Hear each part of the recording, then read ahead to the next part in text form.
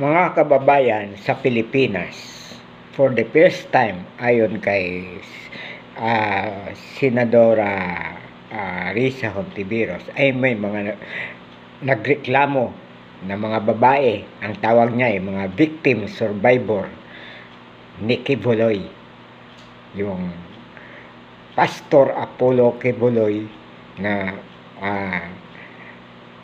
appointed son of God, na ang reklamo ay magiging kaso ng rape, child abuse, marami yan. Ang totoo, iyan na rin ang mga kaso ni Kibuloy sa US na matagal ng panahon na na-indict na siya doon. Hindi pa lang nagkaroon ng extradition treaty dahil ang mga nagreklamo doon sa USA yung mga kana yun mga babaeng mga kana dito ito na mga Pinoy na mismo dito sa ating bansa na napakatagal ng panahon na hindi kumikibo ngayon ay hindi talaga matanggap ng kanilang konsensya ang ginawa sa kanila ni Kibuloy, kaya nakaisip ng pagkakataon na ngayon na at nagrereklamo sila. Sa madaling salita, magkakaroon ng Senate hearing na katulad ng yung kay Senior Aguila. Si Senyor Aguila.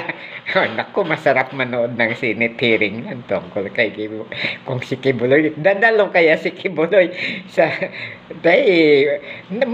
sigurado yan marami pang hindi lang si Kibuloy ang madadamay dyan dahil ang siyempre maraming mga kaibigan ni Kibuloy na nakiano doon sa mga nakisawsaw doon sa mga magagandang babae doon. Ayun ang mangyayari. Abangan natin ang Senate hearing tungkol kay Kibuloy sa Senado. Kibuloy versus Hontiveros. Yahoo! Masaya yan. Kailan kaya yan mangyayari? Masarap manood yan. Ihanda na natin ang ating mga popcorn at soft drink. Ayun. Hanggang dito na lamang po. Palagay pa, hindi lang yan yung merong pugo pa. Yung pugo, hindi yung ibon na pugo kasangkot dyan maring si Presidente Duterte madadamay dyan lahat sa dalawang kaso, pugo na yan. Kasi yung pugo, ganon din yung human trafficking din, child abuse, yung human slavery, yung ginagawang prostitute, magre-recruit ng mga babae, pupumisa ng magandang trabaho, yun pala gagawing sexual slave. O yan. Iimbestigahan din siguro yan sa Pogo na yan sa Senado. Hanggang dito na lamang po. Abangan natin ang sa susunod na mga araw. Ihanda na lang ninyo ang inyong mga popcorn at soft drink at kape para habang nanonood may masaya. Maraming salamat po.